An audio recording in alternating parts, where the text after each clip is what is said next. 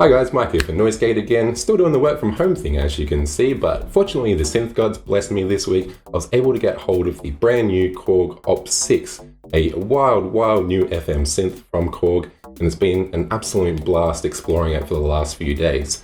But I happen to own an Elektron Digitone as well, another FM synth, so I thought we'd get them side by side, do a bit of a comparison, the sound engines, the sequencing, see what the strengths of each machine are, and just see what sounds we can get out of both machines. So first up is some sound demos, then we're going to take a really deep dive into the feature set of both units. They're not exhaustive comparisons, but in my opinion they're the main features that you would use when using these machines. Now, a couple of disclaimers before we get into it.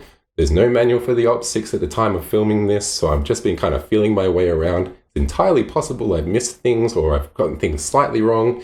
If that's the case, I'm very sorry. And the second thing is, I'm not much of a keys player. If you want to see what a classically trained pianist can do with the opsix, check out Tristan's first look video. He can really wail on keys. So let's get into it.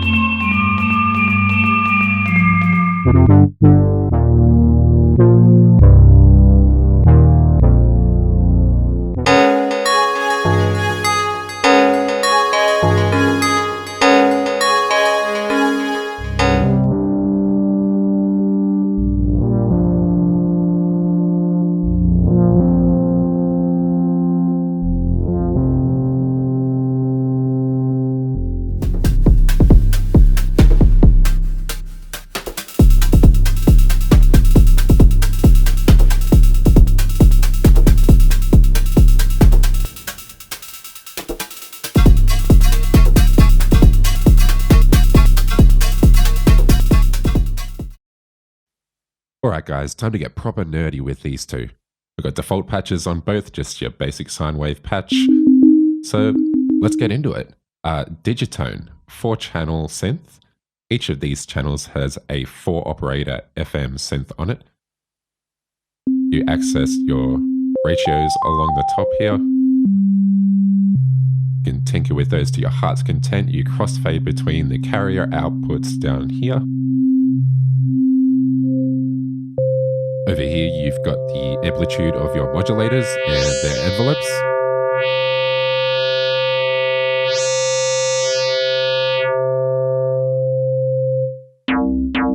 Next tab across is the filter.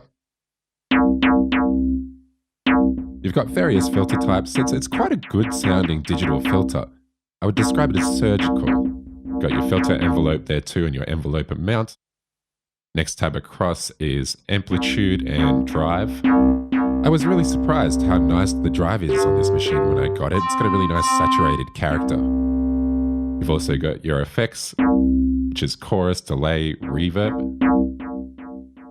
You've got a few parameters to customize those. You have 2 LFOs on the modulation tab. You can route these to just about any destination you can think of. You can also set these LFOs to be a triggered one-shot, which is great for making drum sounds. Now back to the first tab. You do have some control over the wave shape of your operators here. This only actually adjusts 2 of the operators though, so 2 remain sine waves.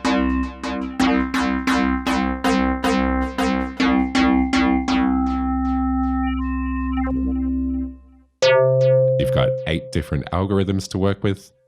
Algorithms are just basically operator routing presets. You've got a feedback parameter there as well. See how this algorithm has a feedback path around operator A.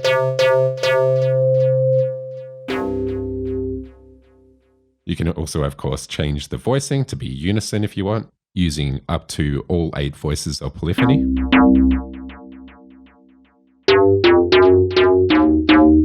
Gives you a much thicker, chunkier character. And sounds pretty bloody excellent.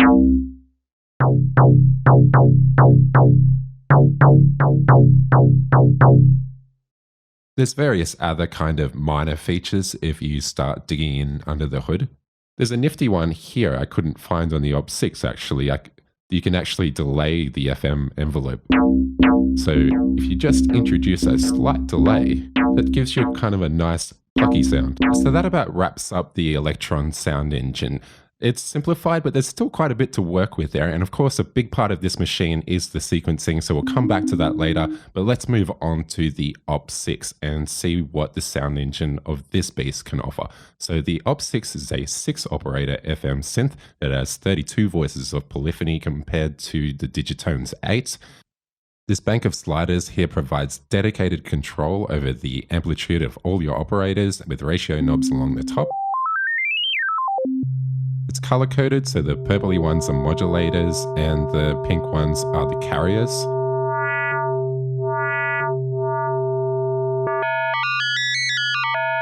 And of course that changes depending on which algorithm you have loaded up.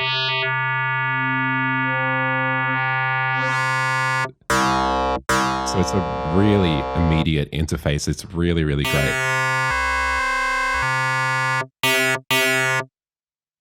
You can just tinker around and find unique sounds really, really quickly.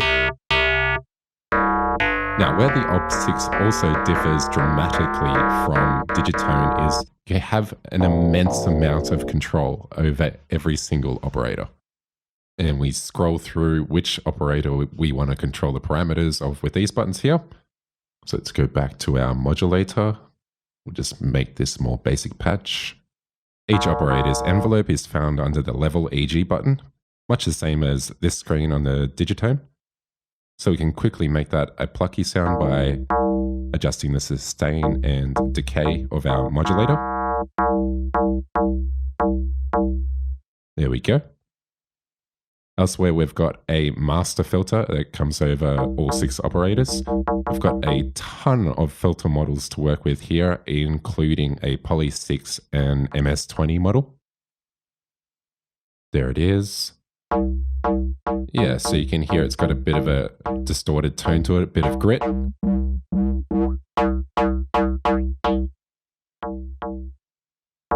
And we've got envelope depth up there in the top right corner. Under the effect button, we'll find our 3 effects slots. Now, we're not just limited to chorus, delay, reverb, and drive. Like on the Digitone, we have an enormous variety of different effects, as you can see. But we'll just stick with chorus for the moment. Under the home screen, you have quick access to the wet and dry of each of your effects slots, which is super, super handy.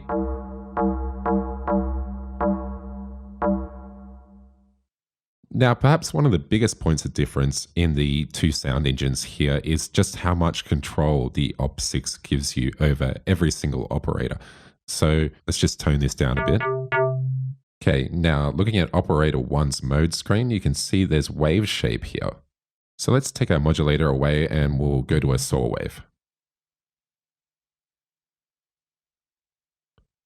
There we go, just a standard saw wave. That sounds all right. So let's make our modulator a saw as well and see what happens now.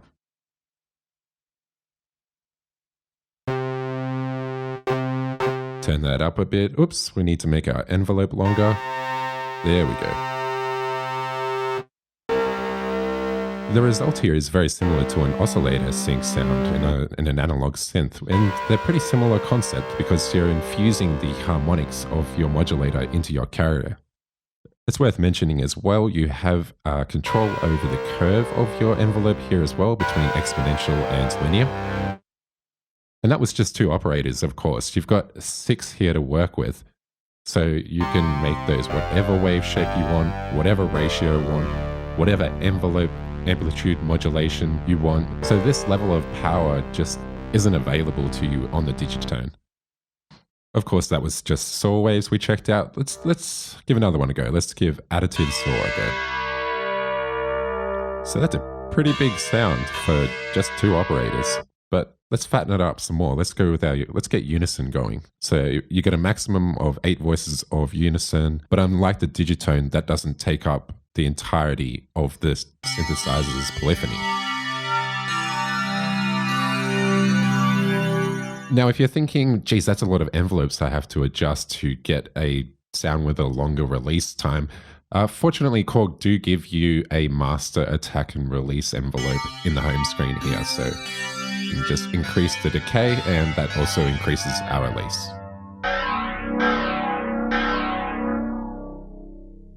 This is where you also access all the different onboard algorithms. Note the color coding changing as I'm scrolling through. You've got 40 algorithms to work with, and you can put in your own. There's actually an algorithm in here somewhere that, there we go, that makes all the operators carriers, meaning there's no FM happening at all, and you can quickly dial in an organ-like tone. It's almost like a drawbar organ. There's lots more we can do, but let's start afresh and we'll make an organ. So fresh patch, all sine waves with that algorithm. And we just adjust the ratios along the top, and we have an organ. Put on a bit of chorus, and you're away.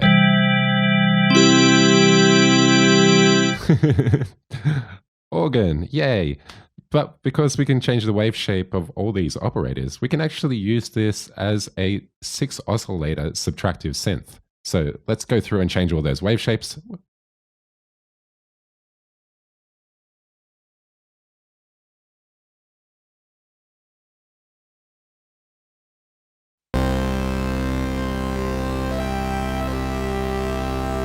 So there we go, 6 oscillators, all sawtooth, individual tuning.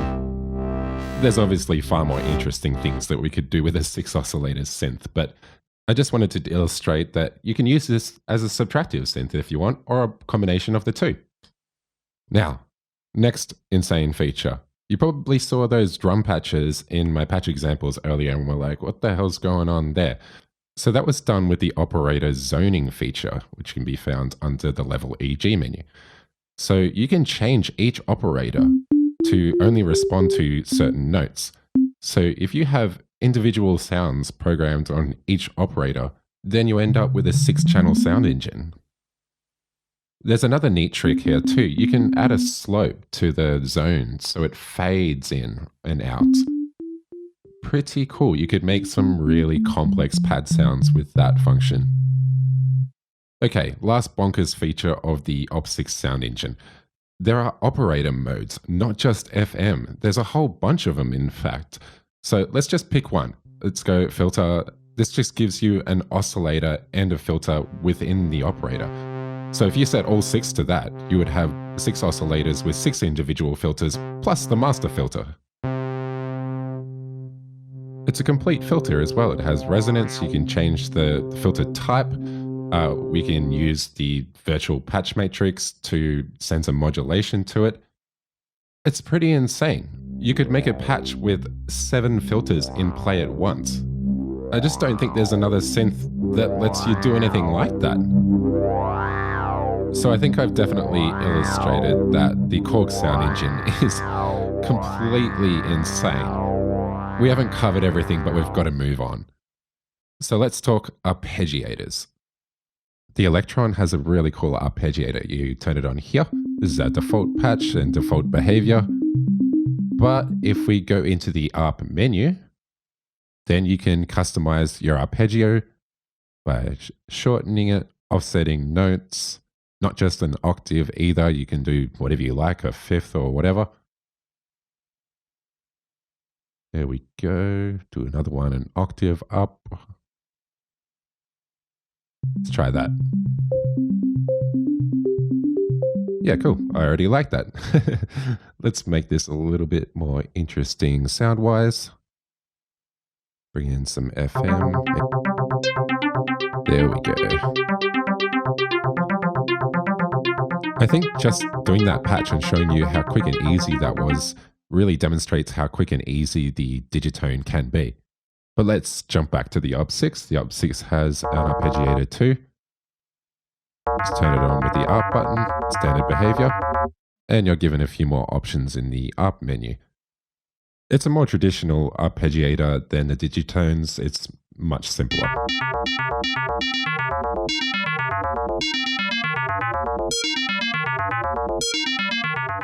Okay, the all-important sequences. Now, I don't think anyone would argue with me if I said that sequencing is kind of Elektron's thing.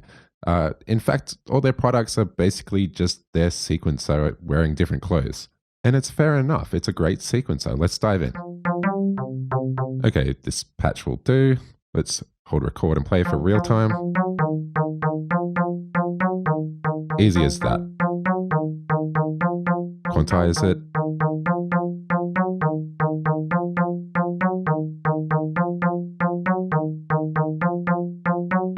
And we can see our notes on the steps there.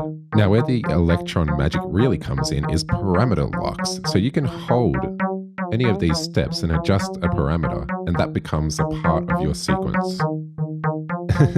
My apologies, I was leaning on the pitch wheel there. Pitch strip, I should say. So on this one, I might say, let's put some delay send on this particular step. On this one, we'll change our algorithm. On this, maybe some ratio adjustments too, and we'll throw in some feedback. Might do some video editing magic here, I reckon. Skip ahead.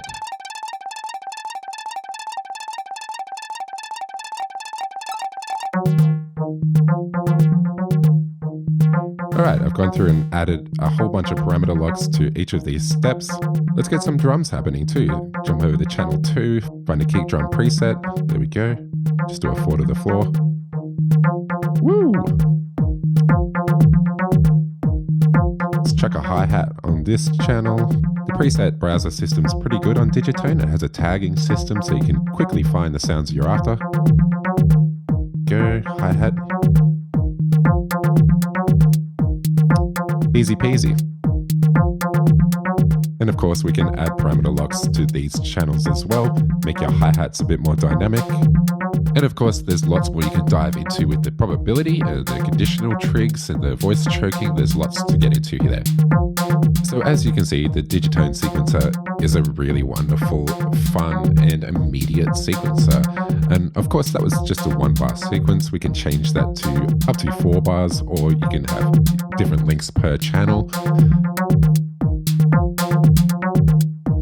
There's many hours of fun to be had in that sequencer. It's really, really great. Okay, home stretch, guys. The opsix sequencer. I have to say I was pretty surprised with how fun this sequencer is. I'll just initialize this patch and I'll take you through it. Okay, there we go. Definitely initialized. So we can just hit play and your steps scroll across the bottom there. It is only a 16-step sequencer.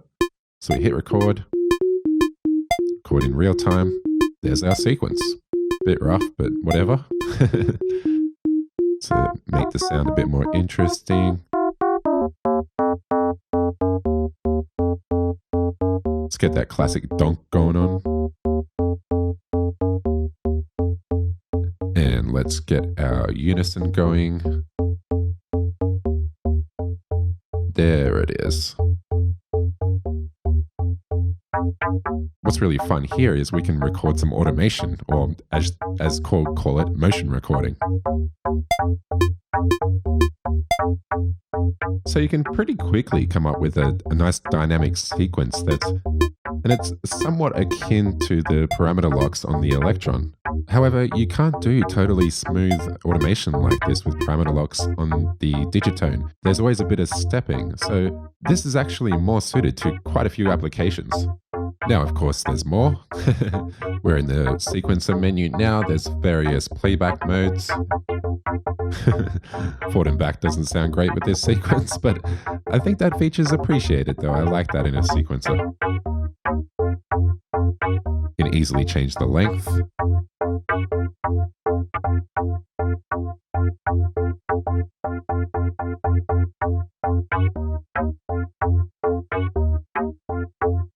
Now, the other neat thing that you can do is turn key triggering on, which opens up a whole nother use case.